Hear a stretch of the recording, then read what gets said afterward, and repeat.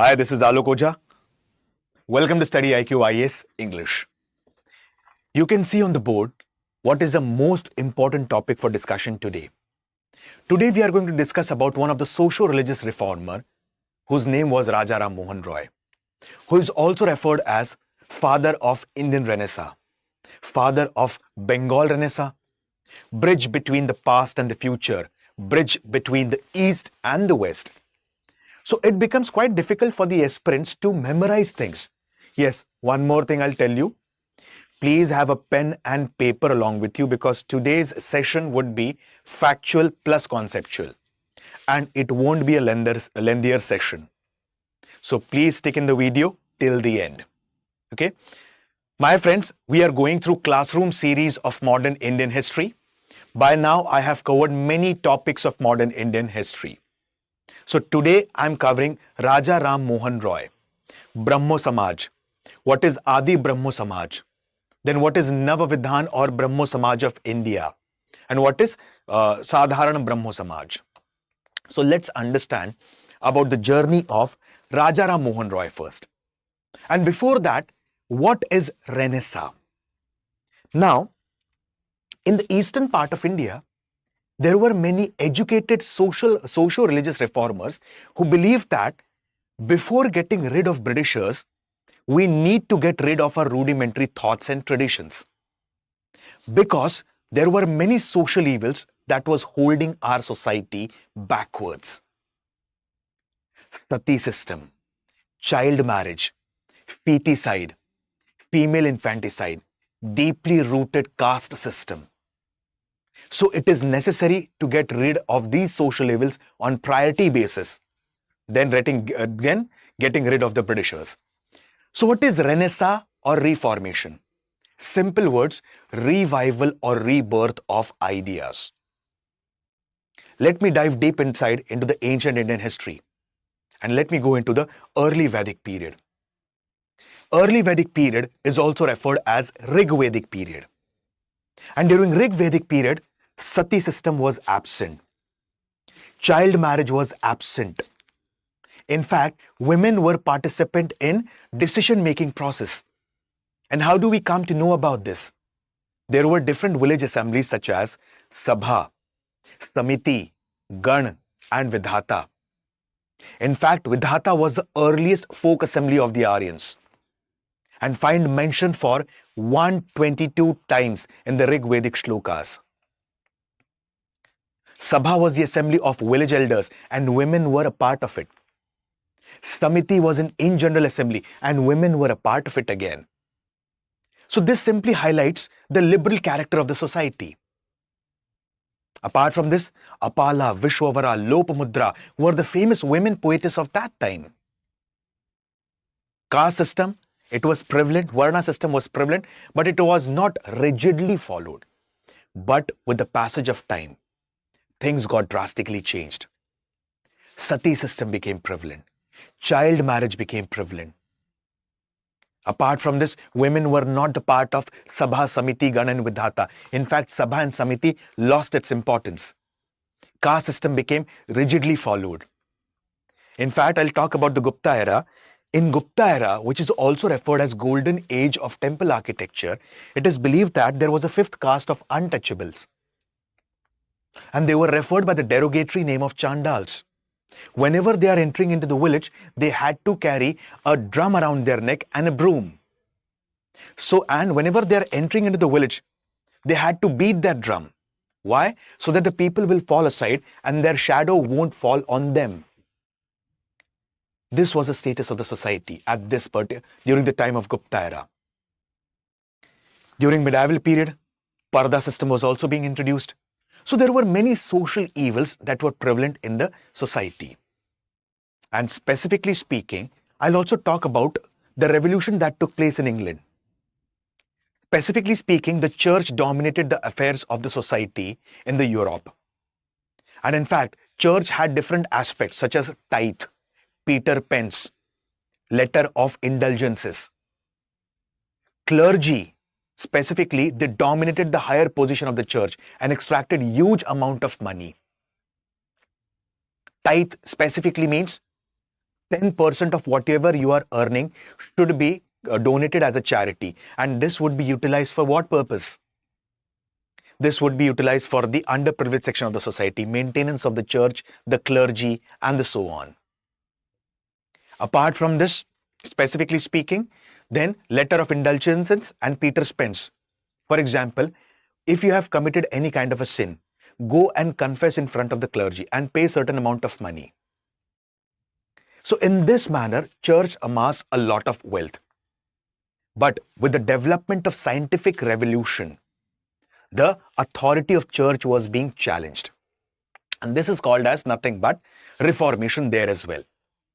So many of the historians do believe that Indian Renaissance was also inspired by English Renaissance, because it led to a pluming up of new ideas such as liberty, equality, free thinking, fraternity, and so on.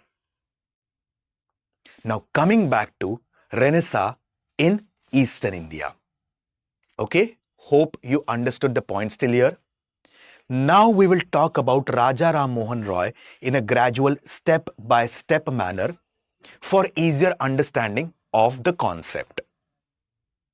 Okay. Now, many of the aspirants have a problem like, sir, how many things to be memorized? What all things needs to be remembered? Who established Vedanta College? Who established Hindu College? What were the principles of Brahmo Samaj? What is Mahanirvana Tantra? So, let's go in a simplistic format. Let's go in a step-by-step format for easier understanding of the concept. Okay? And this is how I go in the paid classes as well. Now, let's understand. Raja Ram Mohan Roy, he was born in an influential Bengal, Brahmin family. And he was born at a place called as Radhanagar, which is located in Hooghly. Right from his childhood itself, he had a keen interest in learning new languages. And he knew many languages such as Sanskrit, Arabic, Persian, Greek, Latin, and so on. And specifically, what inspired Raja Ram Mohan Roy to go for specifically reforms associated with women? Because Raja Ram Mohan Roy, apart from being called as father of Indian Renaissance, father of Bengal Renaissance, bridge between the past and the future, bridge between the East and the West, he is also referred as pioneer of journalism. He is also referred as champion of women's rights. So what inspired him to go for socio-religious reforms?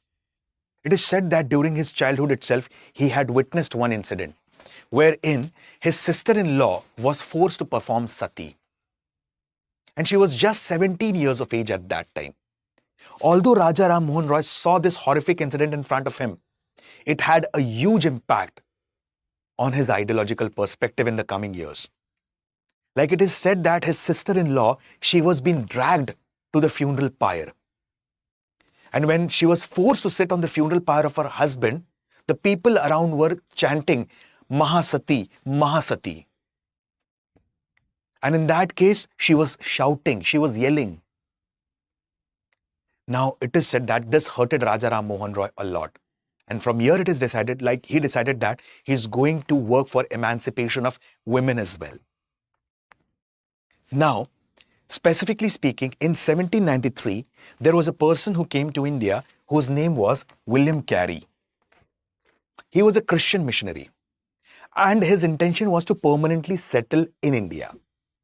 And he specifically, he had an intention to translate the Bible, then apart from translating the Bible, publish the Bible in different languages, specifically Indian languages, and distribute among the people of India and spread the tenets and principles of Christianity. And here he thought that it is better I come in contact with the Pandits and the Brahmins who were educated at that time. Excuse me. So, he came in contact with Vidyavagish. So, when he came in contact with Vidyavagish, through Vidyavagish, again he came in contact with Raja Ram Mohan Roy. And it is said that William Carey, Raja Ram Mohan Roy, and Vidya Vagish, they published a book called as Mahanirvana Tantra. In the coming years, approximately from 1803 till 1815, it is said that Raja Ram Mohan Roy ji worked as a clerk or a munshi or a registrar for English East India Company under Sir John Woodroffe, and he was in the writing services there. Later on, he resigned from the work of John Woodroffe and started working with John Digby. And it is believed that, like we had studied in depth and detail about the economic drain theory. Okay, I'll give you a very small example about this. Okay, when Britishers came to India, okay, they forced our peasants majorly to go for commercialized cultivation. Okay, now agriculture is majorly of two types: subsistence agriculture and commercialized agriculture. In subsistence agriculture, as a peasant, I would be cultivating those crops which are useful for sustaining my livelihood. And in commercialized agriculture, I would be cultivating those crops which are high in demand in the national as well as international market. Tobacco, poppy, opium, sugarcane, indigo, all these are commercial crops. So, for example, if I'm a peasant, I'm being forced to cultivate cotton. And Britishers have said me that we will purchase this cotton from you at ₹5. Example I'm giving you. And that too before the harvest. Now, before the harvest, Britishers are saying, if you want to sell this cotton at a petty price of ₹1 or 2, then sell it. Otherwise, keep it with yourself. So, at that time, there wasn't any capital-intensive industry in India. So, as a peasant, I was forced to sell this cotton at a petty price of ₹1 or 2. This cotton will go to Manchester or Liverpool. And specifically from there, it will go to London and get converted into manufactured textile. The superior quality textile will go to USA, and the cheap, substandard, inferior quality cotton textile will come to India. The market for raw material was India, and the market for finished product was India.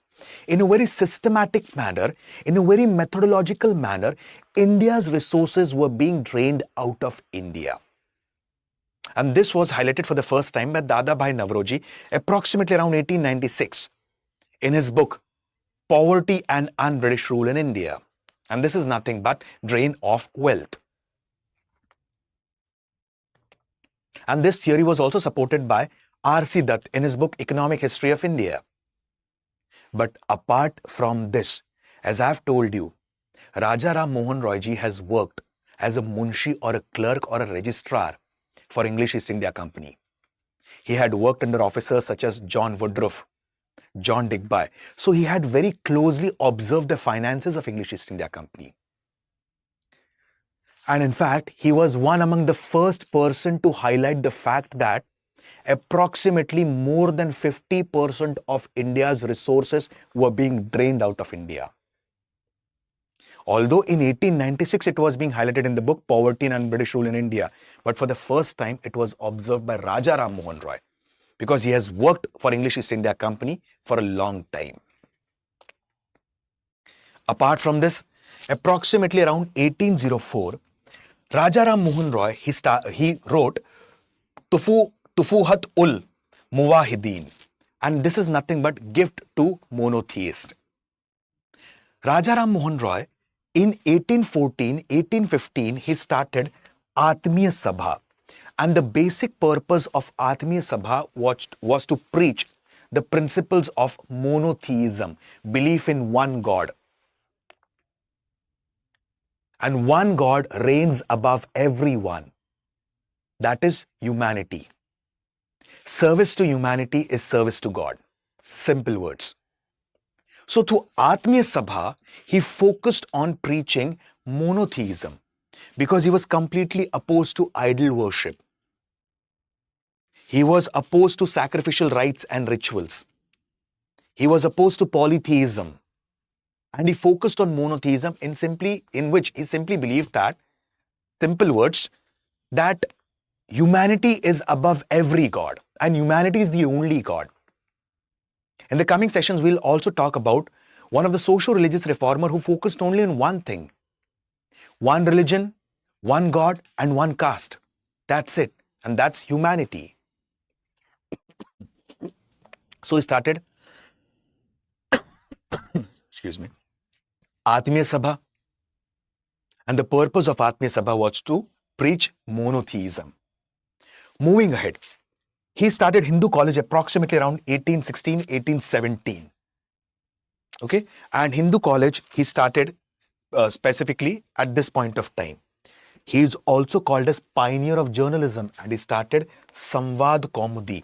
It is the first magazine, it is the first newspaper that was managed by an Indian.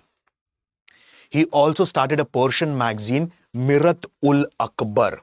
And if you remember, we had seen a session on press regulations in India. As per press, specifically licensing regulation 1823, press without license was considered as a penal offense. And at that time, Raja Ram Mohan Roy's Persian magazine Mirat-ul-Akbar had to stop the publication. So he started Samvad Kaumudi. I'm going in a step-by-step manner. First of all, you need to remember, give to monotheist, that is Tufuhat ul Muwahideen. Then Atmiya Sabha, objective and purpose, to preach monotheism. Hindu college. Clear? Okay. Hindu college along with Radhakant and so on. Then Samvad Kaumudi, the first newspapers to be managed, published and edited by Indians. Persian magazine Mirat-ul-Akbar. And this magazine had to stop the publications as per licensing regulation 1823. Okay. Then Vedant College approximately around 1825. Then he wrote Gaudiya Vyakran, which is a first book on Bengali grammar. And specifically, it highlights the tenets and principles of Vaishnavism. Clear? Then let's come up with Brahmo Samaj. Approximately around 1828, 1829, with the help of Dwarkanath Tagore, Raja Ram Mohan Roy established Brahmo Samaj. And Brahmo Samaj was based on twin principles of Vedas and Upanishad.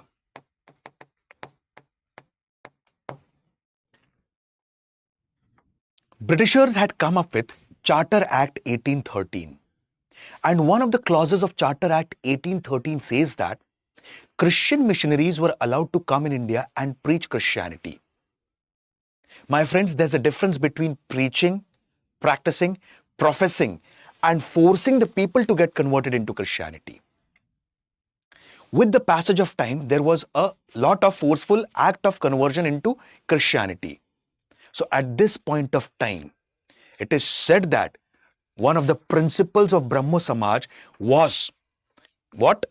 To protect Hinduism from the ignorant attacks of Christian missionaries.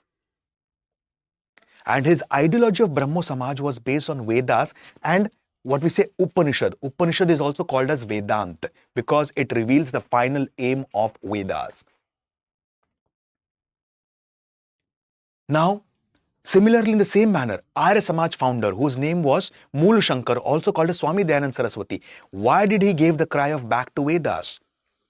Because at that time, he highlighted the logical perspective of the Vedas. I'll give you a small example. Heliocentric theory proposed by Copernicus way back in 14th-15th century. And what does that say?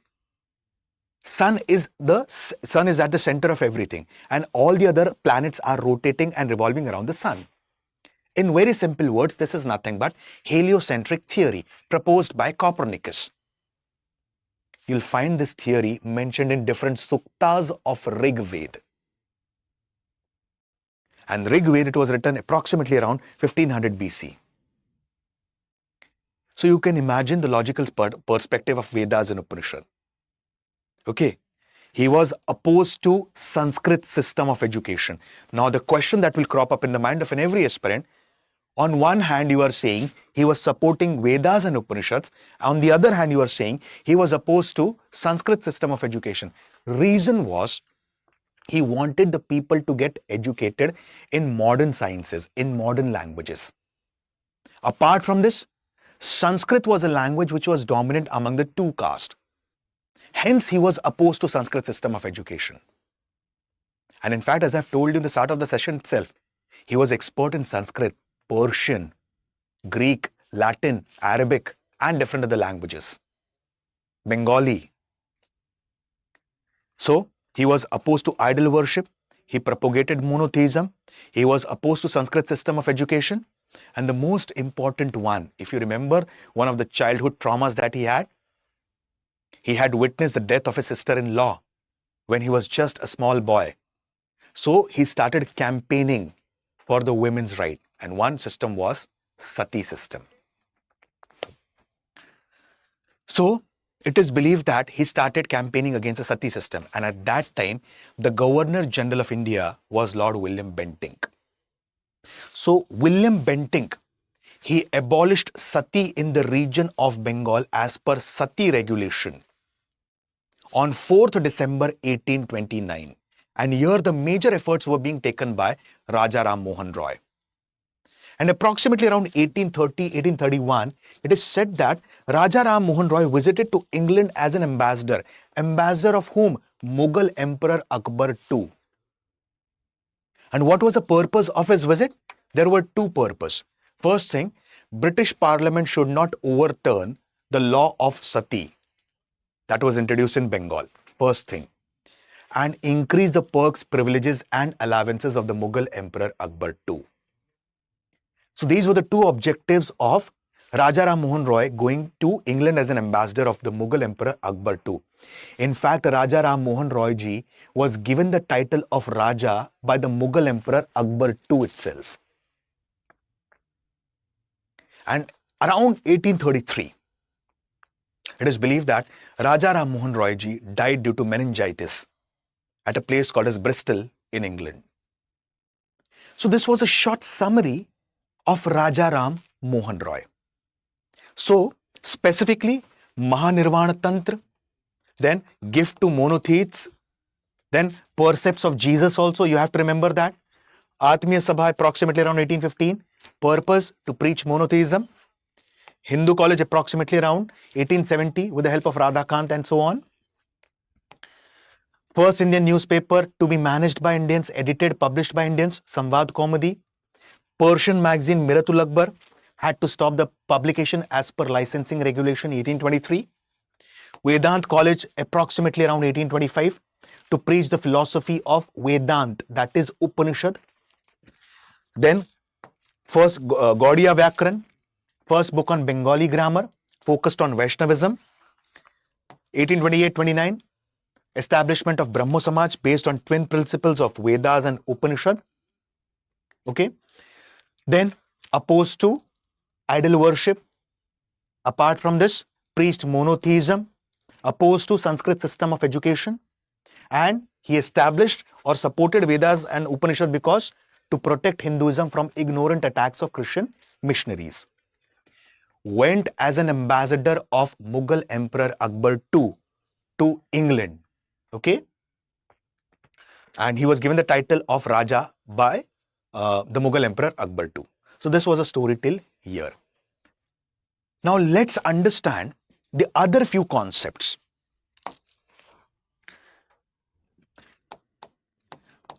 Debendranath Tagore. So what was the contribution of Debendranath Tagore?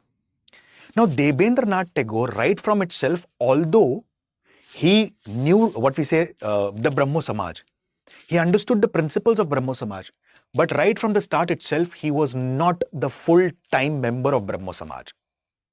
In fact, he had established his own Sabha, own society, which is called as Tattva Bodhini Samaj. And the most important aspect, Tattva Bodhini Samaj, specifically speaking, it was also based on the same principles, on the same lines on which the Brahmo Samaj was established. And what were these principles? Vedas and Upanishads. On the same principle, Tattva Bodhini Samaj was established. Apart from this, the members of Tattva Bodhini Samaj were also involved in all kind of philanthropic activities. They published a newspaper called as Tattva Bodhini Patrika, all under the leadership of Debendranath Tagore. Apart from this, Tattva Bodhini School was also started. And Akshay Kumar Dutt, he was the first teacher of that school. Later on, Pandit Ishwar Chandra Vidyasagar got associated. Tara Chandra Chakravarti got associated. Rajendra Lal Mitra got associated with the Tattva Bodhini school. And later on, around 1843, it is believed that Debendranath Tagore, he became one of the important leaders of Brahmo Samaj. So prior to this, Debendranath Tagore was associated with Tattva Bodhini school, Tattva Bodhini Sabha, Tattva Bodhini Patrika. And the principles of Tattva Bodhini Samaj were Vedas and Upanishad. Disseminate the principles of Vedas and Upanishads. So from 1843 or approximately after 1840s, who became one of the major leaders of Brahmo Samaj? Debendranath Tagore. Now after 1855, there was entry of another leader into Brahmo Samaj. His name was Keshab Chandra Sen. Okay, Keshab Chandra Sen.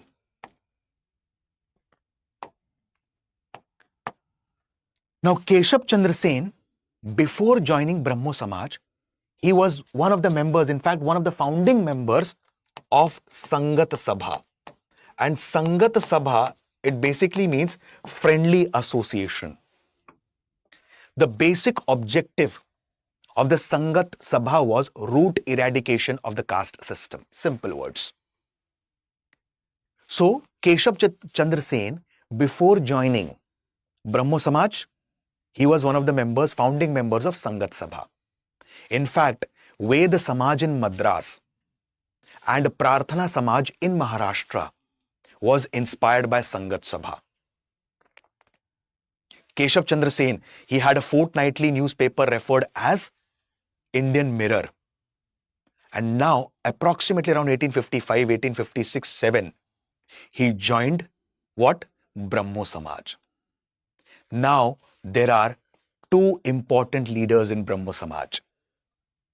One was Debendranath Tagore and the other was Keshab Chandra Sen. After some time, there were ideological differences between both of them. In fact, Debendranath Tagore believed that Brahmoism is Hinduism. On the other hand, Keshab Chandra Sen believed that Brahmoism is universal and Catholic. Okay?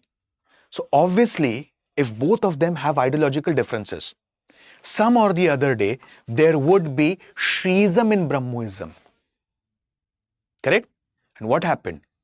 Both of them formed different wings of Brahmo Samaj. So, Debendranath Tagore formed Adi Brahmo Samaj. And their motto was, Brahmoism is Hinduism. And Keshab Chandra Sen formed Brahmo Samaj of India.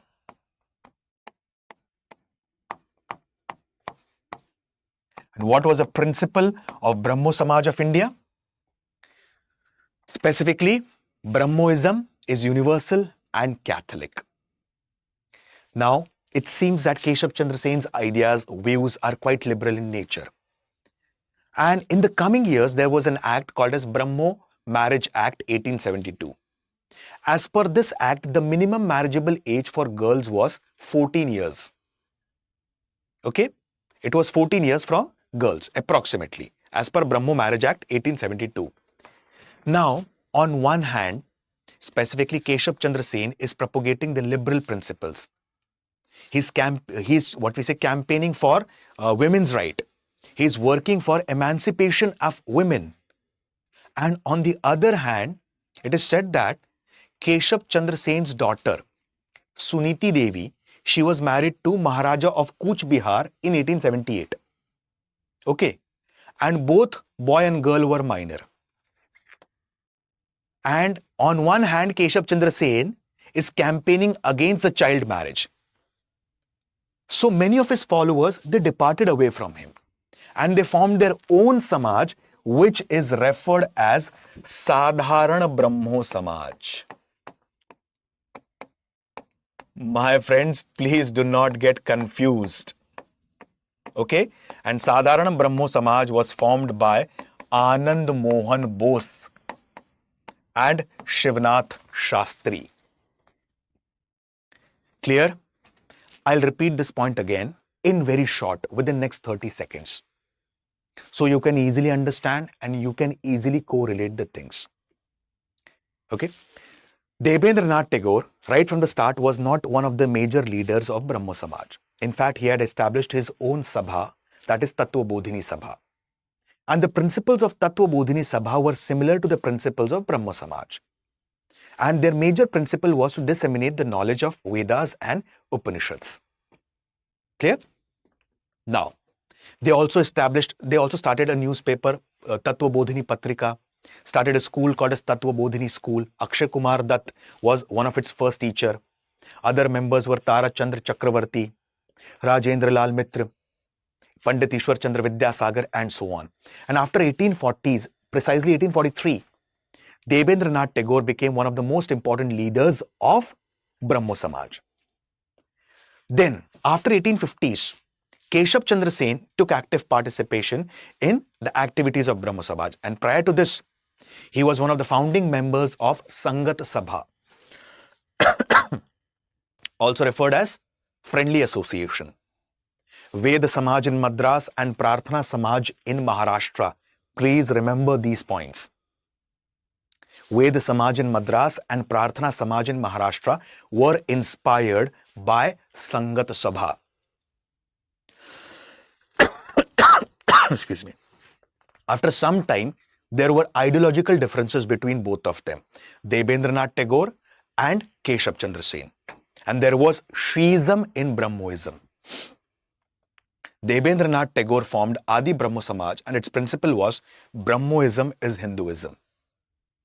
Keshab Chandra Sen, he formed Brahmo Samaj of India. And he believed that Brahmoism is universal and Catholic. And later on, there was formation of Sadharan Brahmo Samaj by Anand Mohan Bose and Shivnath Shastri. So this was a very short video, and I've tried to make you understand things in a gradual, step-by-step manner. I've tried my best, my friends. Okay? So, hope you understood the basics of Brahmo Samaj. In the coming sessions, I would be coming up with the other socio-religious reformers as well. Okay?